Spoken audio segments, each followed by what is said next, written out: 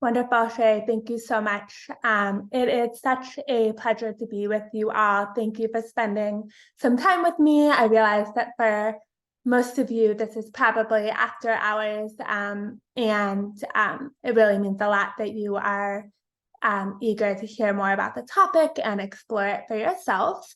As Sherry said, I am Jessica Bernstein. I'm an SEL implementation advisor on the CASEL team, which means that I have the pleasure of working with district and regional offices all across the country on their efforts to implement social emotional learning on behalf of the educators and young people in their communities. I have been a member of the CASEL team for just about 5 years now, and I came into this work in a very non-traditional path through public policy on behalf of young people. I worked in child promotion, child health promotion, as well as violence prevention in schools, coaching schools all around what a violence prevention framework looks like, which looks a whole lot like school-wide social emotional learning when we think about the relationships, the environments, and the skills that really promote safe and welcoming environments for all young people. I'm also thrilled to be here tonight. I am a Chicagoan born and raised, so all of my schooling happened in Illinois. And if we were in person, you would probably be able to see that I wear behind the ear hearing aids. I am hard of hearing. I've worn hearing aids since kindergarten. So the work that many of you do is particularly important to me, and just wanted to express my appreciation for all of you who not only put young people at the forefront, but put young people and their individual unique needs at the forefront. So wanted to say that right off the bat. I would love for this to feel more conversational, so please chime in the chat, come off mute, come on camera if you're able.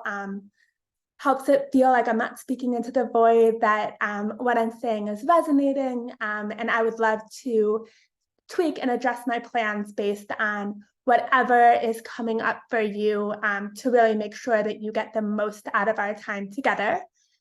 So with that, I would love if you all could just share who is in the virtual room. So you can share in the chat or come off mute, but would love to know who you are, where you're joining from, what your work looks like. And we can go from there, but please feel free to either come off mute and share or drop it in the chat, who you are, where you're joining from. And then also would love to know if there's anything particular around this topic of prioritizing adult social emotional learning for wellness and belonging that you really are curious about or hope we discuss today. Hi, Christine, welcome. Hi, I'm Jenna. I'm a first-year teacher of the visually impaired, coming from being a LBS for 9 years. And I'm from Skokie/Chicago. I'm Becky Nahas. I am a vision teacher in the Joliet Public Schools, and I've been doing this for 34 years, and I have an adult son that has autism. Welcome. Hi, I'm Pamela Weckman-Mueller. I'm a teacher of the deaf and hard of hearing at Hersey in Arlington Heights. And I'm just kind of taking this because a lot of my students have more and more social needs and just trying to get a little bit more of a handle on it. Welcome. I'll do it out loud since I follow the trend here. My name is Danica Dag. My pronouns are she, her. I am the school social worker from the Chicago Lighthouse. I'm also here on behalf of our principal, Jordan Owens, who I don't believe is able to make it tonight. So yeah, glad to be here. Welcome. Okay. But I will keep us moving, but as anyone joins, please encourage them to share in the chat as well. Can I ask Jay Hartnett, can you please repeat who you are and where you're from? Yeah, for attendance purposes here. I'm Jenna from CPS. Thank you. Thank you. welcome.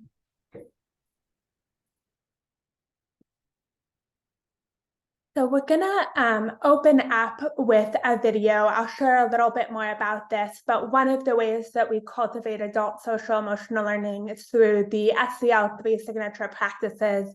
We open up all of our engagements with an inclusive welcome. And so for today, I'm gonna ask that as you watch this 4-minute video, pay attention to how you notice the adults creating or not creating a culture of wellness and belonging.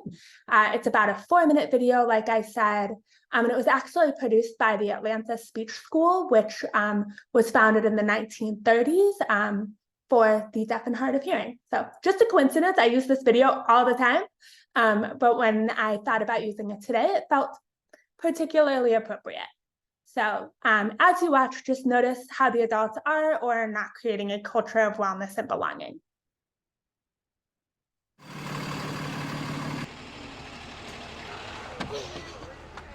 Hey, Mr. Q. Did you see that? Why would somebody do that? Please go into the classroom, no talking, quietly. Hey, Miss Merida, how you doing? We need you inside. How do you think that makes us feel? I forgot my number. What's your name? Jordan? What's your last name? Carter? All right. Go ahead. School is hard enough. Come on in, sit down quietly at your desks, and begin writing. This kind of stuff just makes it harder. I said quietly, please. Who's talking? Is it you, Sophie? Don't let it be you. Don't believe me? Sophie. Please just watch. I'm not up here for me, I'm up here for you. Pay attention, okay? Now somebody answer me. Somebody needs to answer me really fast.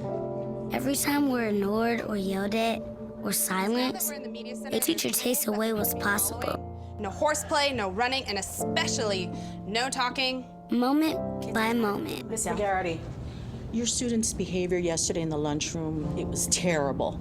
Next time, silent lunch. Did you hear that? Stay in line and catch a bubble. I'm not playing. If this is education, we're in trouble. Bye, Miss McGarrity. Frederick Douglass said, once you learn to read, you'll be forever free. The way it is now, 2 of the 3 of us will never be able to really read. It doesn't have to be this way. Hey, Jordan, how you doing? Good. Good. Everyone we meet throughout our day can make a difference. I've been waiting for you to arrive. All the difference. Good, how are you? Great. Hi, Jordan. Bye, Jason. Good morning, Jordan. How are you? I'm doing well. Thanks for asking. How are you? Good. Go ahead and put your number in. Talk with us, not at us. That's okay. I'll look it up for you. Go ahead, sweetheart. Okay. All right. Have a Teach us what we need to know. That's how we get smarter. Well, good morning, Sophie, Janicia, and Jordan. And when you talk with us and teach us, give us bigger and bigger words. Now what I'd like you to do, children, is turn around and converse with your neighbor and discuss where the mother might have gone. Words that we can use to read and understand. She is prey for eagles, so she hunts at night. And that will take us places we can never reach without you. Remember, we're entering the learning zone. Now, how can we show our respect to the children and teachers who are working? We can walk quietly. Yes. Okay, kids, so what I'd like you to do is continue writing your narrative, documenting your emotions if you were the baby owl and your mother abandoned you in the nest. What can you do? Learn all that you can so that you can challenge us to be our best. We would have stayed and assisted them in whatever they needed. Share yourself with us and show us how to share ourselves with others. Give us courage. Give us compassion. Help us find our own voices so we can become who we are meant to be. Why would you want to silence us?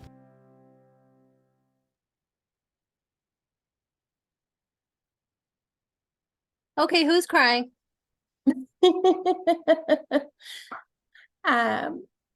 It hits. That's a intense 4 minutes, right? I'd love to hear from some of you of what you noticed or what you're taking away from the video. What stood out to you?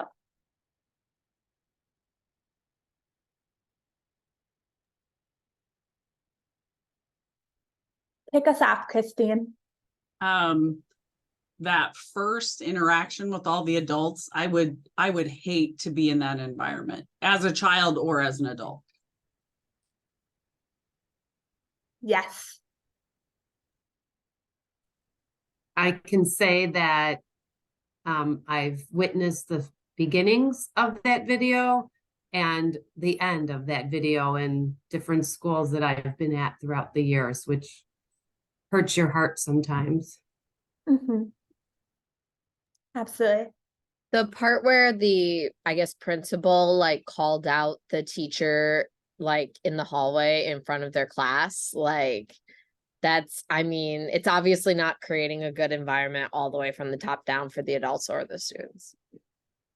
Exactly.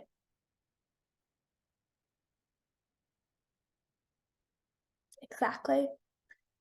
So it may seem like I chose to open up a session on adult SEL with a video featuring a student at the center, and that was an intentional choice. Oftentimes we bypass the adult work of social emotional learning because we are understandably so eager to address students' needs and to meet the urgency of the moment. And what this video shows, or what I hope this video shows, and what we're going to explore together is the work that adults do to enable the second half of that video to be our reality.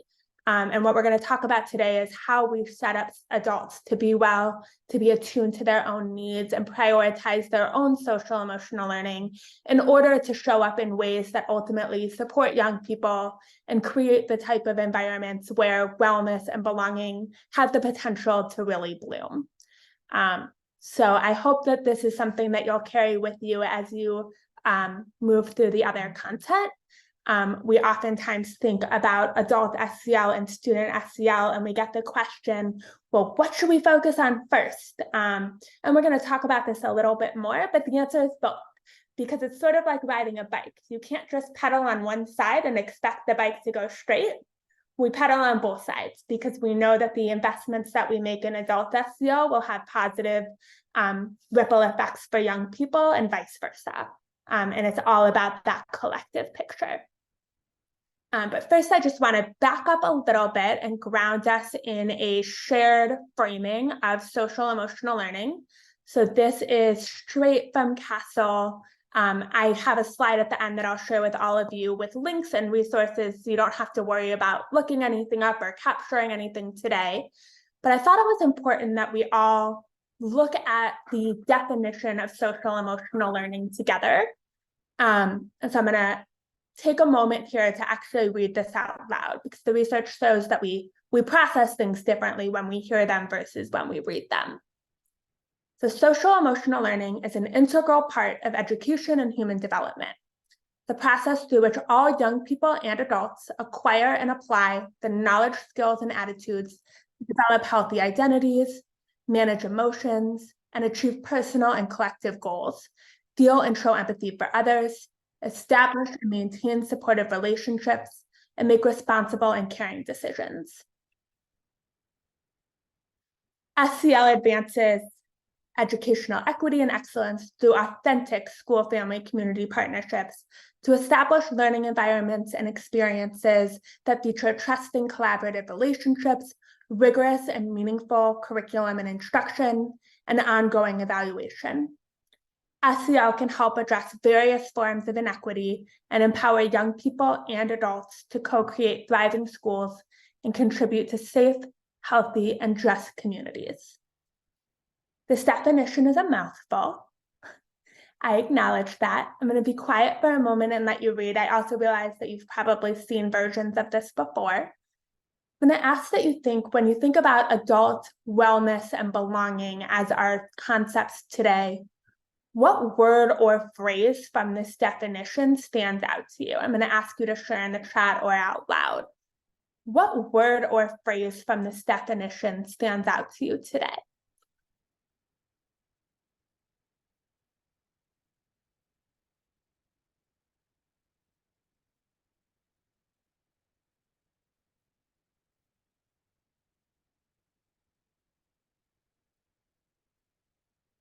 Beautiful. Equity, co-create, collaborative, partnership, relationships. Absolutely. Oftentimes there seems to be a misconception that SEL is something we do to kids or for kids. And when we go back to the actual definition of this work, it is as much for adults as it is for young people. We emphasize that SEL is a process, and it is a lifelong process. I won't speak for any of you, but I work on my self-management daily. It is an ongoing task for me. It's definitely not something that I checked the box on in 7th grade, and we're moving right forward. This is ongoing life work of thinking about how these competencies show up for ourselves and how they inform our interactions, our relationships, the way that we work, the way we interact with our loved ones. And so when we think about adult SEL, this is really an opportunity for us to invest in ourselves and in our colleagues and provide that space and time for us to be intentional about our own social emotional growth. Some of you have probably seen this wheel on the right side of the screen. This is the CASEL framework, or the CASEL wheel. It's sort of our anchoring visual for social emotional learning. And I'm going to walk you through it because I think this is a really helpful way to understand how we think about the interconnectivity of different elements of the work. So at the very center, we have the 5 core competencies of social emotional learning: self-awareness, self-management, social awareness, relationship skills, and responsible decision-making. What I most want to emphasize here is that these are interrelated, of course, like they build on one another, and our social awareness impacts our ability to build strong relationships, so on and so forth. And as I shared before, we recognize that these competencies are taught and applied at various developmental stages, from early childhood to adulthood and across diverse cultural contexts. For each of these 5 competencies, we offer a list of examples of different skills or examples of what this looks like in practice. I want to emphasize here that these skills are by no means exhaustive. These are meant to spark ideas around what we look for in each competency, what we are working to build. So for example, within self-awareness, we focus a lot around identifying our own emotions, appreciating our own social and cultural identities, the fact that we all hold multiple identities at the same time, prioritizing our own growth mindset, recognizing our unique strengths. Self-management is where we talk about emotion regulation, self-discipline, motivation, goal setting, organizational skills. And a lot of this is around behaving agentically. How am I taking initiative and activating my own sense of agency in different spaces? Social awareness is where we think about perspective taking and empathy, how we express gratitude and appreciate diversity, and really how we build that sense of belonging for ourselves and for the people around us. Within relationship skills, we're emphasizing, of course, communication, relationships, teamwork, leadership skills, and we're also thinking about how we seek out help and ask for help, and how we stand up for the rights of other people.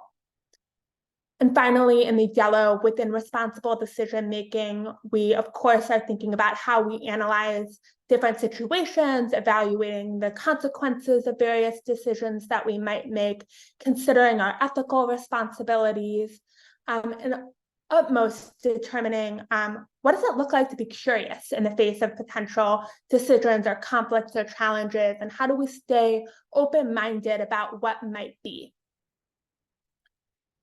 We could spend hours just on the 5 core competencies and unpacking them alone. And I will share with you all resources for more on the 5 core competencies themselves, but know that this is truly the anchor for our own social emotional competence understanding, and we will be returning to it today as we build our understanding together.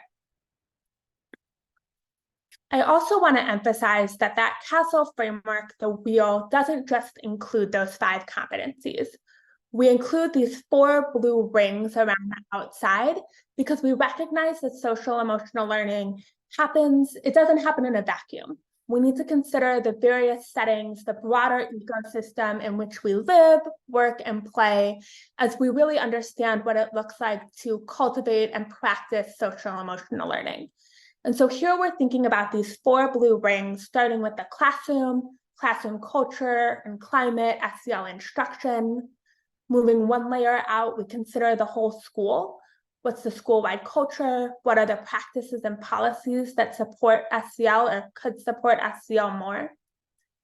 We think about our partnerships with caregivers and families, and we think about aligned learning opportunities within the community and with community partners, because we know that coordinated efforts through authentic school, family, community partnerships have the potential to foster youth voice, agency, engagement, and help us really create the types of classrooms and schools where not only our students can thrive, but our adults are well and connected too.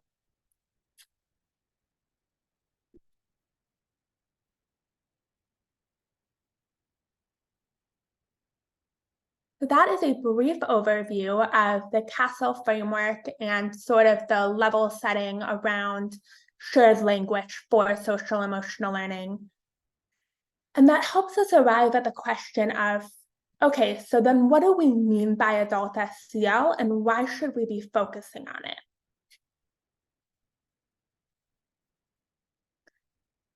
And I wanted to open with this quote from Dr. Stephanie Jones at Harvard, who shared that it is difficult, if not impossible, for adults to help students build skills that they themselves do not possess. It's vital then for adults working in educational settings to have strong SEL skills themselves. The natural tendency is to focus immediately and exclusively on what our students need.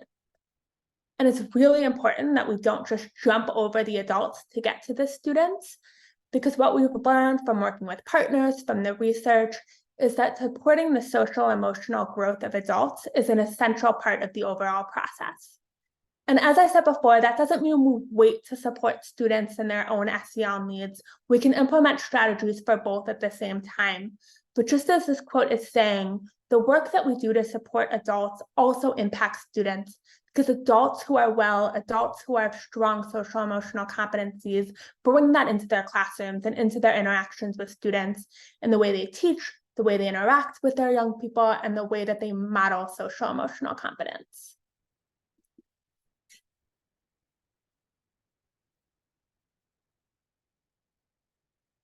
So looking at the research, why we focus on adult SEL in the first place, it matters. We know that adults with strong social emotional competence report less burnout, stay in the classroom longer, they build and maintain stronger relationships with their students, they demonstrate higher levels of patience, empathy, healthy communication.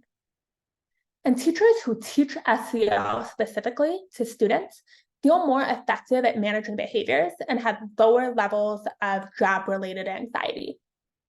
And this is just a snippet at some of the research, really backing why adult SEL work is so important, but hopefully puts us all in a space of recognizing just how critical this is. So now that I've probably successfully preached to the choir about why this work is important, given that you all are here in the evening, the natural question is, okay, cool, so how?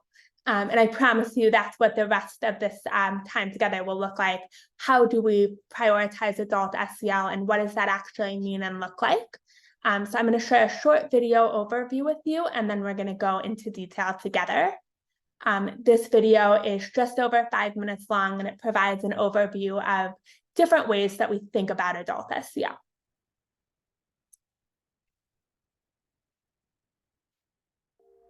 Social-emotional learning supports both children and adults. An effective approach to school-wide SEL provides regular opportunities for staff to cultivate their own social, emotional, and cultural competence, and to develop a sense of community.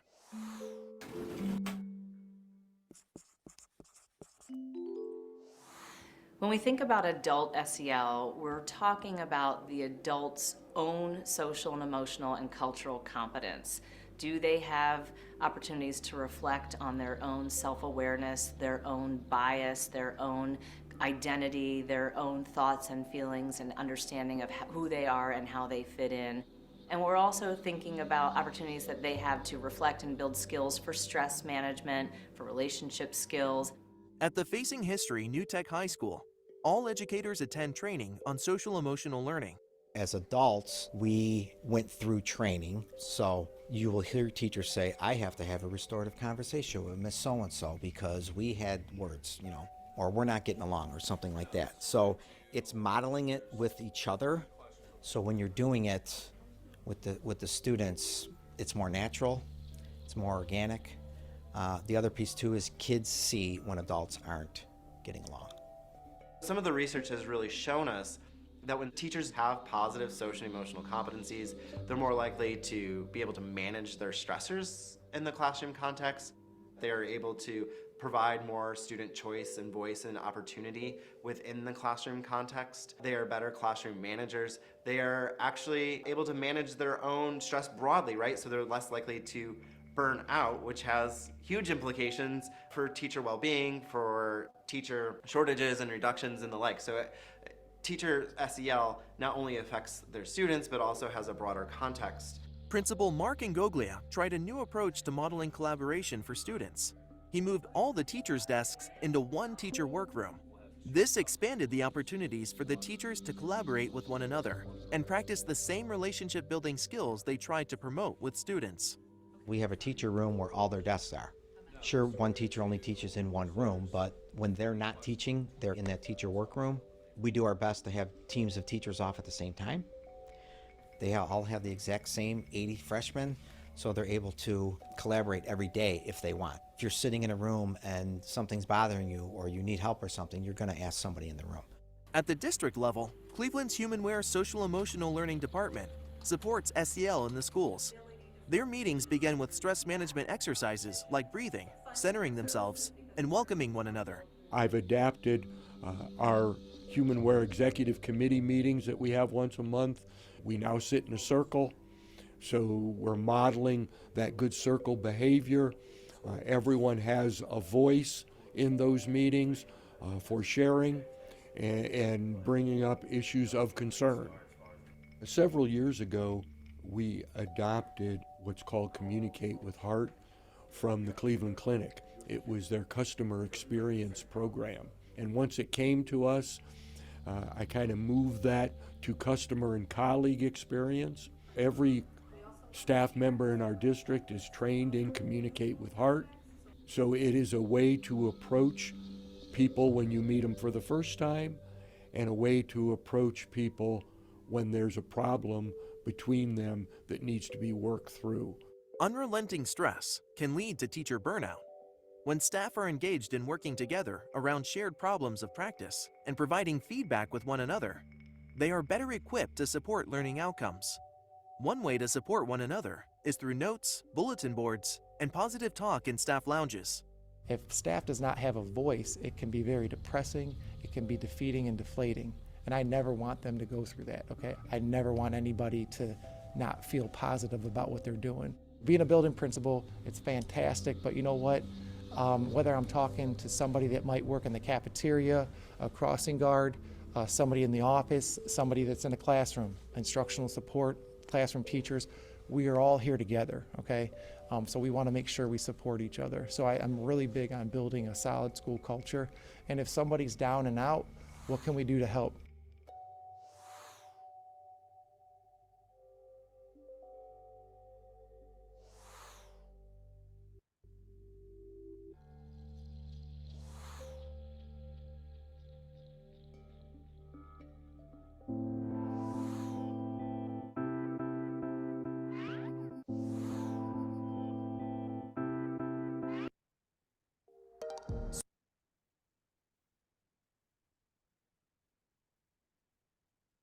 So within that overview, there were many, many different strategies and approaches shared, some at the school level, some at the district level, some interpersonal.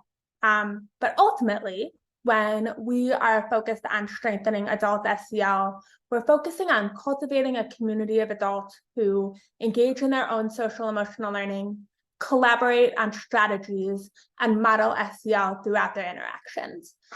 So the shorthand way that we describe an intentional focus on adult SEL is to learn, collaborate, and model. Learn where we are supporting folks in reflecting on their own competencies and developing their individual capacity for supporting SEL in their peers and their students. Connect and collaborate is all around setting up structures, practices, and opportunities for fostering a sense of community and shared purpose among adults, dedicating time for people to learn from one another, to collaboratively problem solve, and to really build an inclusive staff culture based on respect and understanding. And finally, modeling. And I like to think of this as making it real in public. This is how we are showing up intentionally or not in ways that model social emotional competence. Sometimes we say that kids are watching, always. Like, kids always notice what is happening. You can feel a vibe when you walk into a school or a classroom.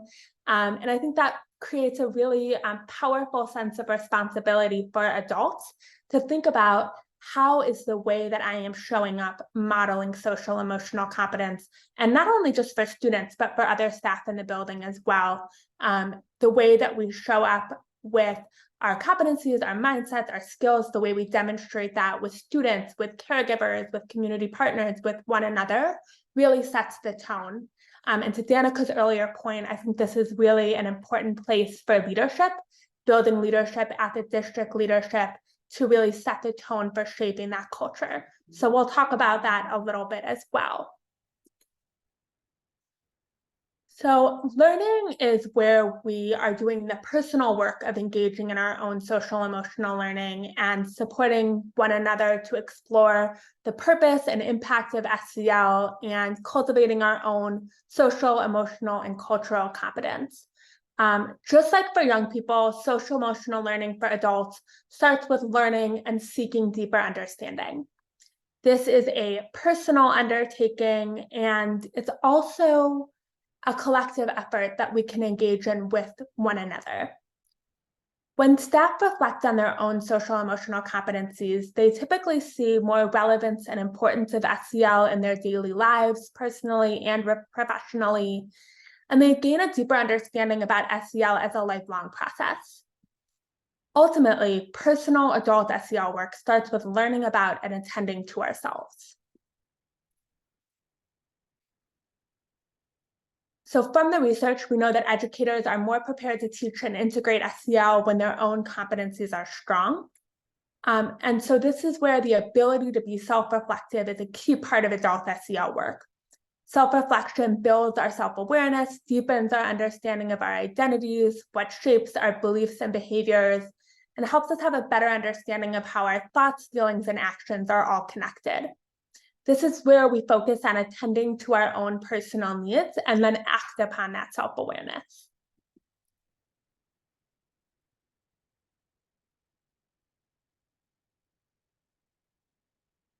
I'm going to ask you to think for a second.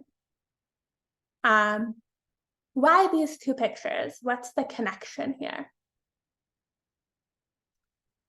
Venturing into like slightly corny here, but it's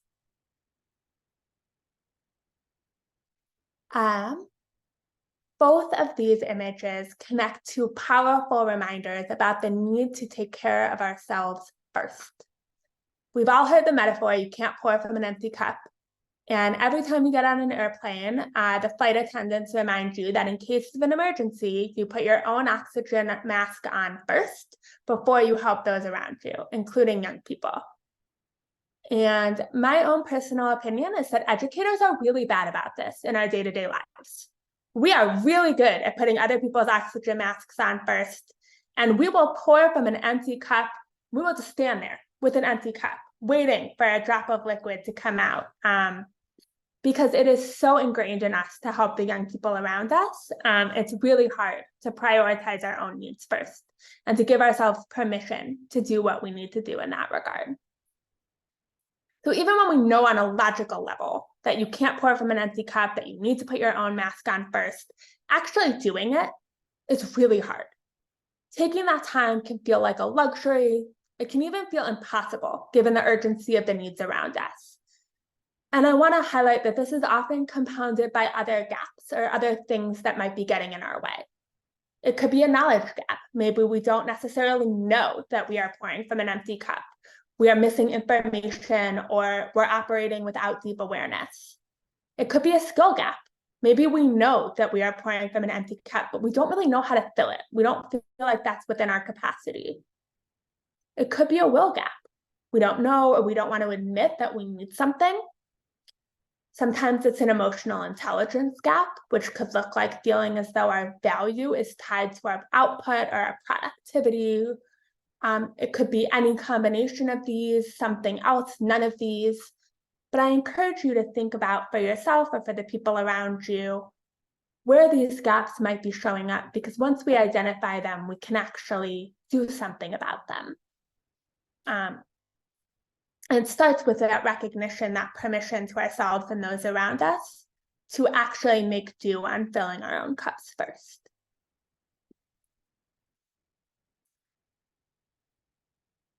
I shared that adult SEL starts with self-reflection and learning about ourselves, and that we need to practice that very intentionally. And so I wanted to create space for each of you to do that together. And so we are actually going to use CASEL's self-reflection tool around adult SEL. And we're going to take 8 minutes to start, where each of you will have the opportunity to go off camera and create a copy of the document that I just put in the chat and go through this own self-reflection for yourself.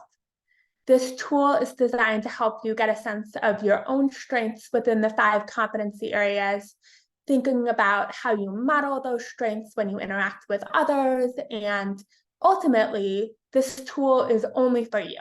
It's for you to see where your strengths lie and where you have areas for growth. It's not an evaluation. It is not meant to be cumbersome. The first answer that you think of is usually the right one. So just do like a quick gut check and go through. Strange. Okay, let me work on that access real quick.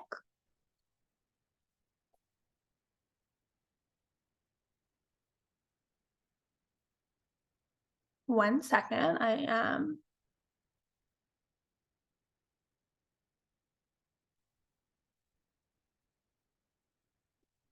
Can you try that one for me?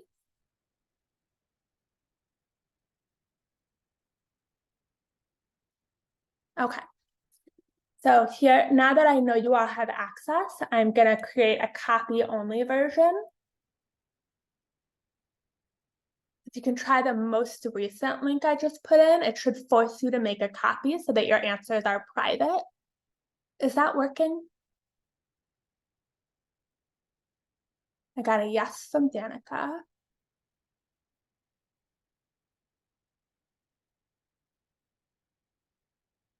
I got a thumbs up or a thumbs down. Okay, awesome. So you are going to have 8 minutes. I'm asking that you make your way through this tool for yourself individually, read each statement, and think about whether that is something that is very difficult, easy, or very easy for you to do. Your gut answer is the right one. Go with it. It is for your eyes only. I'm going to set the timer for 8 minutes, and then we'll come back together and we'll reflect on how this experience felt. The answers are just for you. Any questions about what we're doing before I start this timer? Awesome.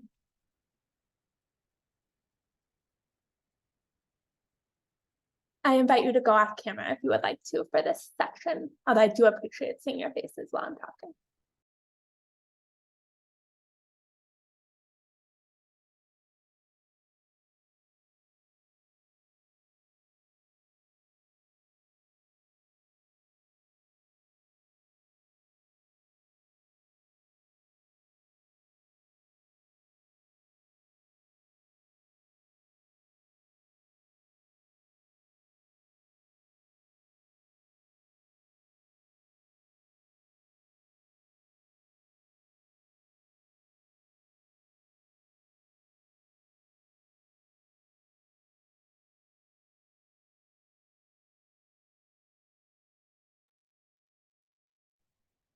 So I can see it, but I'm having trouble filling it in. Do we just like write the answers on a piece of paper? That's a good idea. Okay, thanks.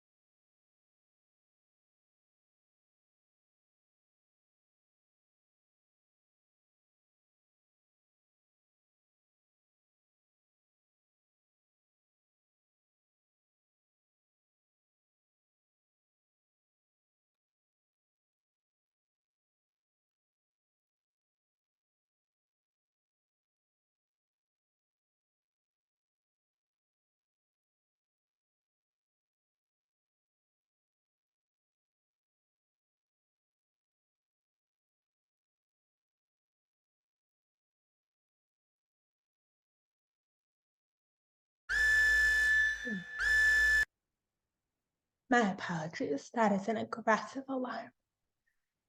That was 8 minutes. It says silent timer, by the way. Are you seeing that?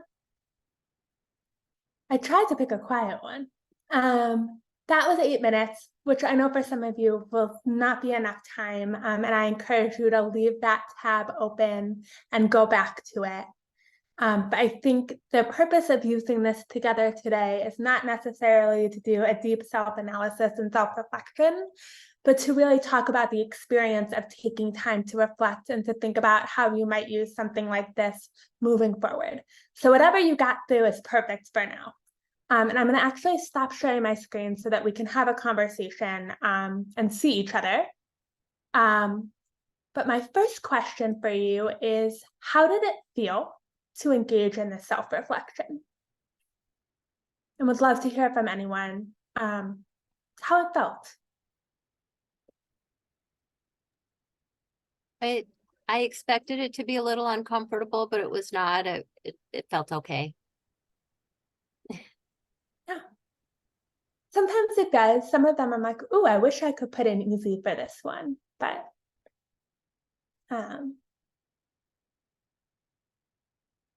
anyone else, how it felt or what came up for you? I really struggle with these types of tests. I always have. I think I have so many follow-up questions. I really, really struggle with them. So I actively think a lot through these. But I did find myself really judging myself in terms of the words easy versus difficult. And I definitely do overthink it anyway. But then there were some that I was like, well, it's not difficult, but it's not easy either. It's a different word. Or I wouldn't call this easy, but I know I can do it, or I can do it with effort, or, all these, and then when some of them I'd be like, oh yeah, easy or very easy. And then I'd be like, oh wow, it's super easy for you, is it? And that's more of a reflection of me than anything else. But I think that could possibly be something other people run into, there could be this element of this extra level of judgment, even though it says at the top, don't judge your answers, but it's always easier said than done, right? Absolutely. I felt like when I was answering them, pretty confident. And then I started overthinking and thinking do those around me think that seems easy for me? Do I go back to someone that I'm working with if we didn't agree on something? And do they feel like it was easy for me to talk about that? I started overthinking how someone else would see me in that situation.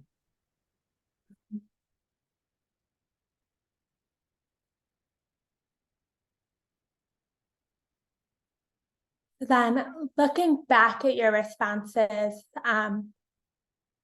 what was affirming about your personal strengths and or where you would like to see growth? Did you have any aha moments or moments that resonated in terms of strengths or areas for growth when you looked through this tool? I think for me, it was all the training I've had as, an entitled white middle-class woman. And I mean, that's a focus right now, is know your bias, know, how you compare, and, being raised with both a mom and a dad, both of them worked, and my students don't have that. So am I aware of how that affects me and how my bias is, how much more can they put on us in schools? But there's nobody at home for these kids to learn it from because their parents are working just to make ends meet. So sometimes while I think, I have to stop and go back and think, oh yeah, they probably don't have two parents supporting the household, supporting all the other things. So for me, that's the aha moment is, yes, I'm educated, I'm aware, but in the moment when I'm having an interaction with a student, am I really thinking about where they're coming from as opposed to where I came from? That situational awareness, absolutely.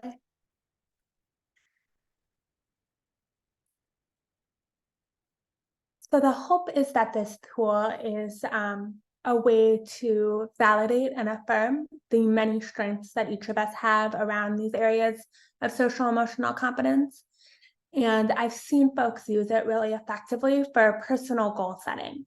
If there's one that you stood that like the one that stung a little bit, right? Like the one or two where you're like, really would have liked to give myself a different mark here. That can usually be an indication that that is an area for personal exploration, or maybe something you want to set an individual goal around. And then to be really transparent, sometimes we talk about pulling back the curtain. This tool is a really useful way to spark conversation. We've used this with teams to talk about how on a team, we all bring different strengths and different assets to a team dynamic. And we open up conversations in psychologically safe ways to build deeper collaboration and relational trust. Even leaders have areas for growth, right? Everyone has strengths and everyone has opportunities. And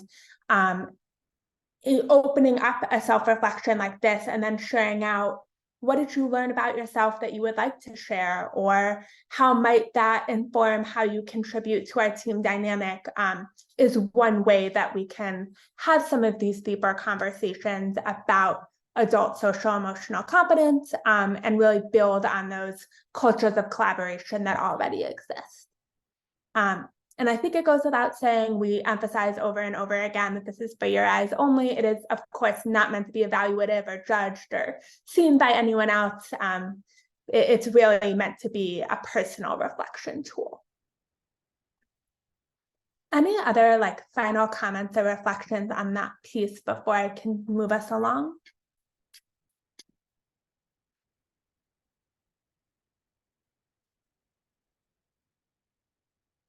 Well, that brings us into the next segment, which is when we think about learning, of course, there's the individual self-reflection that is critical. And we also want to build spaces where we're learning together, where we are building learning and knowledge together as a community of adults. And this is where we talk about building a strong understanding of social emotional learning and having professional learning experiences together. And so when we think about learning together, we are emphasizing ongoing high-quality professional learning that supports adults in developing practices that prioritize and promote SEL. And critically here, we are thinking about involving educators as active participants in their own learning, and we're focusing on collective impact. And that leads us into the idea of connect and collaborate, the second main strategy of adult SEL, thinking about how staff work together and how school leaders are setting the tone for their building by creating trusting relationships, sharing power, and dedicating time for meaningful collaboration. We get asked all the time about cultivating buy-in, and collaboration is one of the ways that we create buy-in. This is where we bring people into decision-making processes. We get ideas from one another, problem solve together. We also need to make sure that we are setting the tone, that we are establishing environments and relationships where staff can trust one another, trust their leaders, feel appreciated and respected. And all of these ingredients together build a sense of collective efficacy, which, according to the research, is a significant predictor of the success of any initiative. And we know that when staff support and trust one another, they have the opportunity to form a strong professional community. They feel more committed to their school buildings. They are able to share knowledge and expertise and work collaboratively to achieve goals. But how do you know people are really collaborating? That's a trickier question, right? And so I wanted to make this as concrete as possible and share some questions that could spark a conversation about, are we really collaborating? Is collaboration really happening in our building? So one question that you might ask is, do we use data on staff perceptions to improve our work climate? And you can sub different things out. For example, in some buildings, it's the MTSS team or the problem-solving team or the leadership team.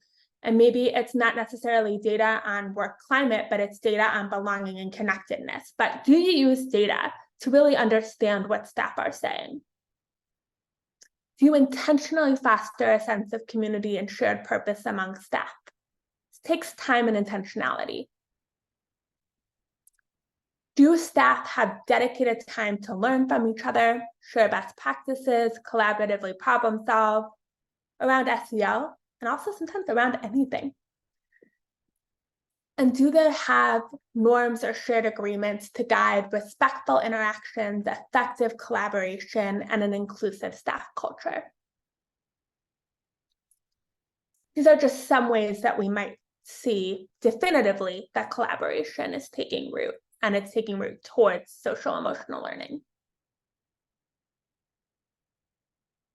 The final main strategy around adult SEL is around modeling. And this is, as I shared before, living out the SEL competencies in the way we lead, the way we teach, the way we interact with others. And I wanted to offer some examples of what it could look like in real life to model social emotional learning. And sometimes this depends on the various hats that we're wearing. So for all of us as individuals, this can look like protecting time for our own needs, to engage in meaningful self-reflection, and also to make sure our cup is full, back to my earlier analogy. Modeling adult SEL is also the way we speak, our language, our interactions, have opportunities to reflect social, emotional, cultural competence with one another, with students, with caregivers, with community members. And this also looks like building supportive relationships across roles, teams, building, and of course, across difference. For people who are really tuned into SEL, maybe they're on a team, a building, culture, and TSS team, this looks like actually embedding SEL practices within our engagements, making sure that people have opportunities to reflect on and practice their social emotional competencies.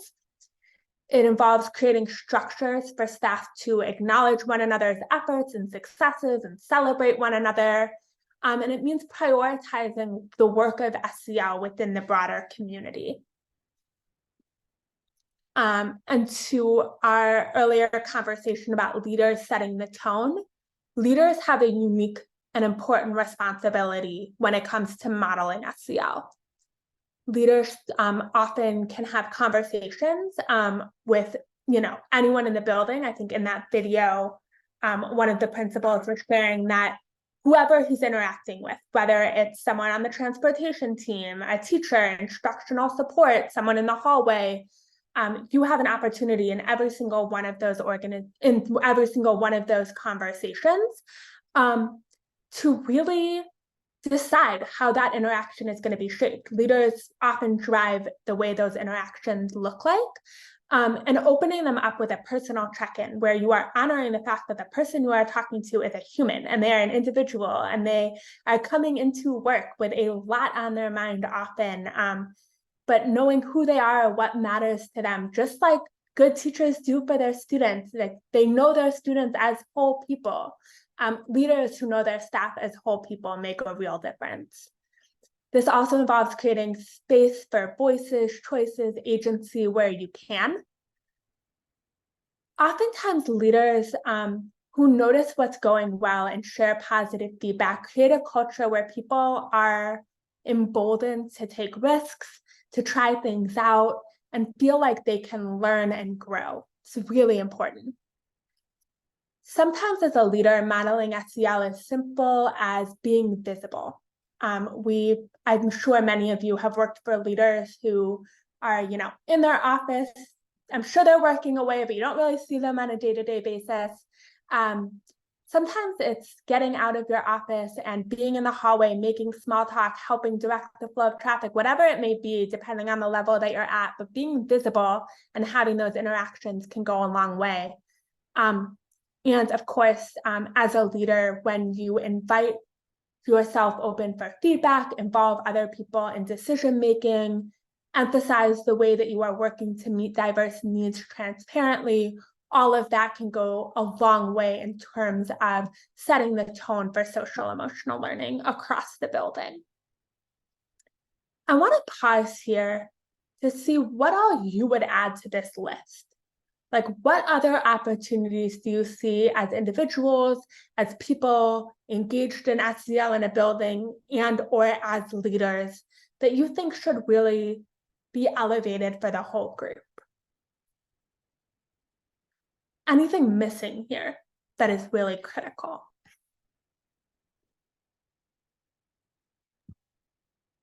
It feels like there might be some really non-tangible things, just that spirit of collaboration.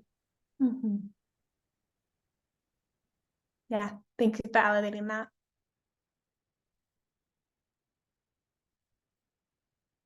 Anything you've seen people do where you make a part of your practice that's not included here?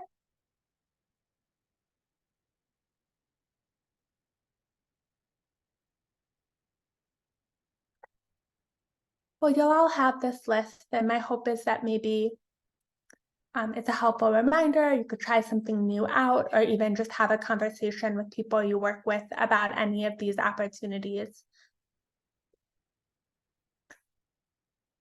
I've mentioned at the beginning that we anchor all of our engagements around the SEL 3 signature practices, and these are strategies, structures for bringing SEL to life in a variety of spaces.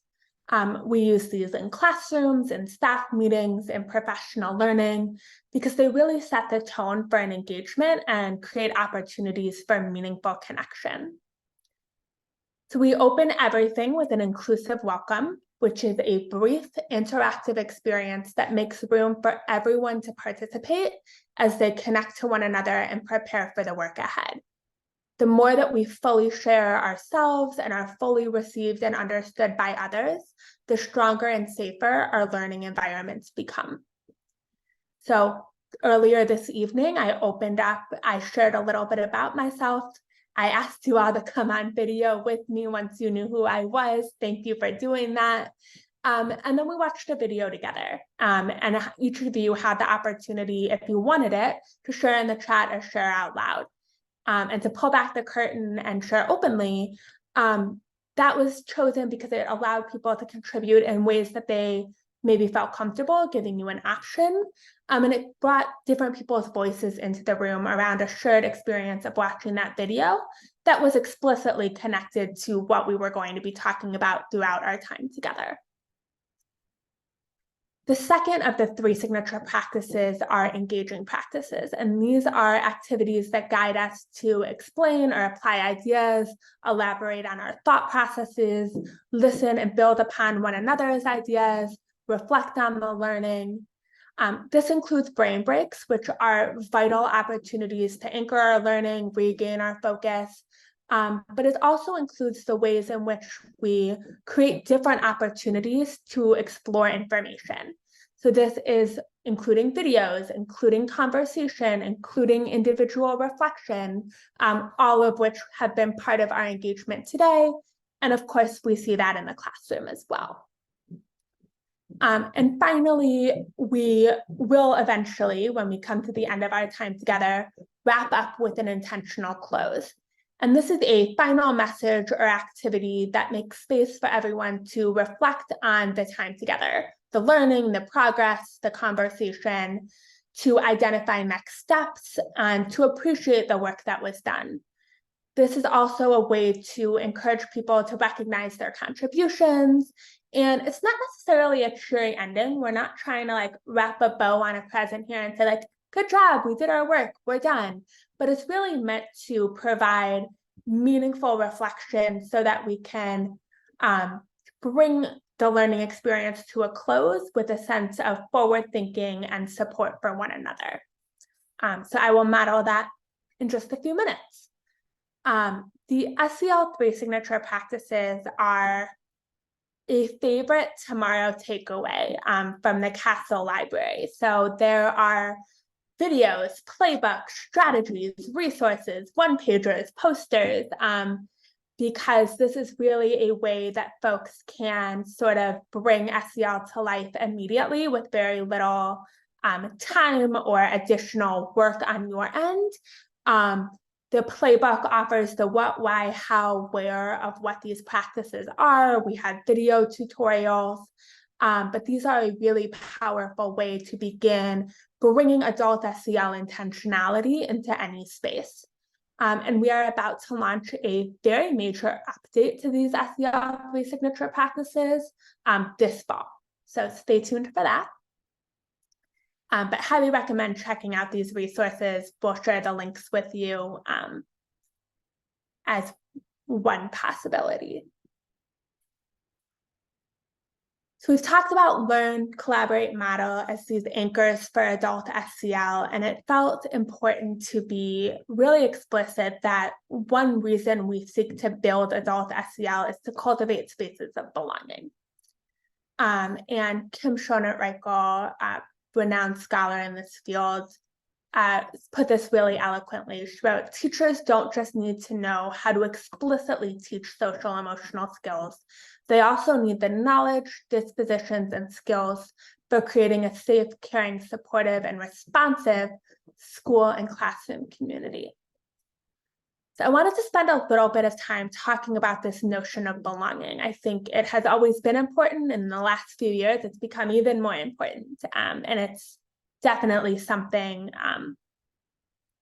that we're continuing to grapple with as well. When we think about belonging, one of the core elements is this notion that we feel recognized. We feel like we are fully involved in the relationship building that happens in a space, that we are welcome and embraced in any given space. I believe someone chose the word co-create from the SEL definition as the word that was really resonating tonight. When we belong, we have the opportunity to co-create. Co-creation doesn't happen without belonging typically.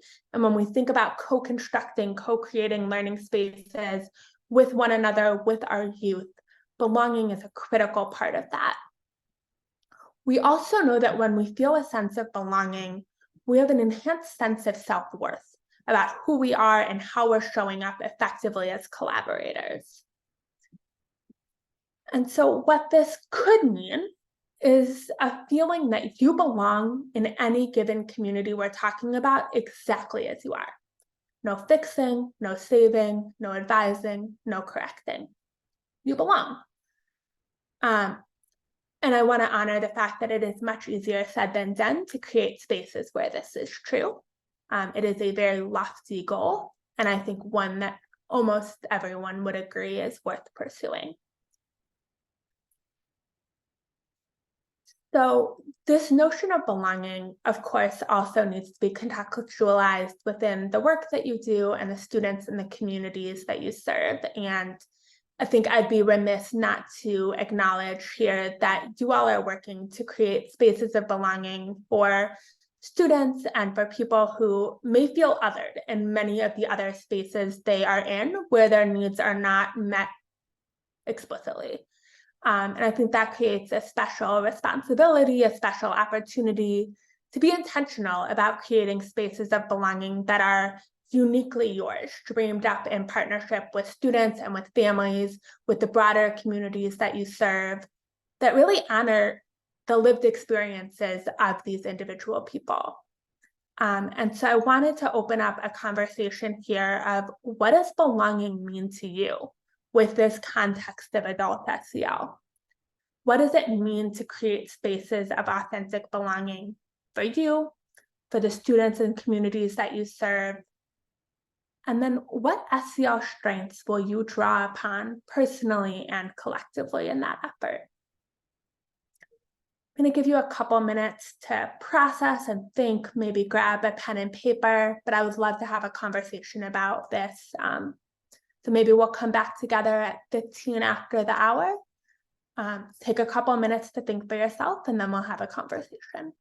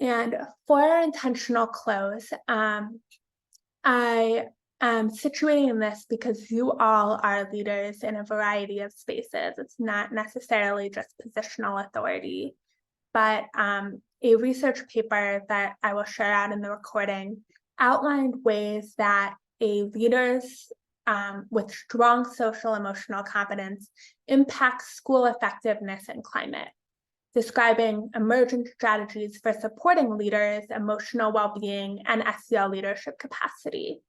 And they model what this looks like among leaders.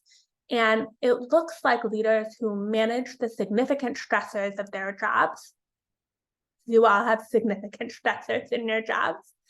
They prioritize and attend to their own well-being, and they ensure that the staff, students, and families that they work with feel safe, cared for, respected, and valued. So as an intentional close, my ask of you is to pick one of these strategies and come up with one thing that you will prioritize for yourself after we hang up today. And this could be just for you, or if you would like to share in the chat, I'm sure everyone would love to see it.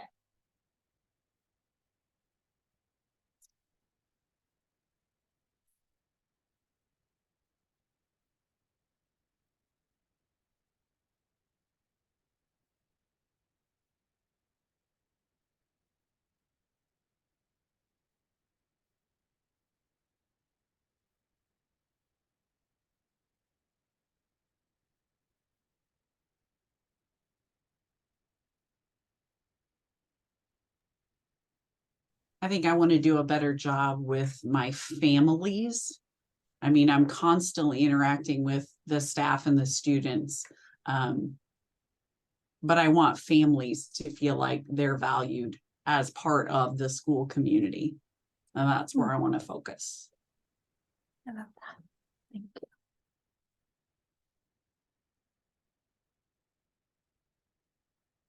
you. See a couple in the chat as well.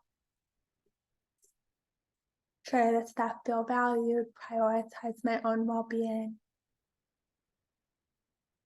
As promised, in this deck that I'll share, I linked every single hyperlink that you could want. It's all there, the videos, the articles, the resources. You will have all of that. And I just want to say thank you for spending part of your evening with me. I know time is the biggest treasure of all for many of us. So thank you. It is really important work, and I appreciate you all for doing it. Sherry, anything before we sign off? No, I appreciate an hour and a half of talking. That is a long time, and I that's a long time to present on a Zoom, and we appreciate it very much. My favorite part of my job. Thank you all. I'm going to stop the recording. So if you're watching this later, we all say hi. You made it to the end.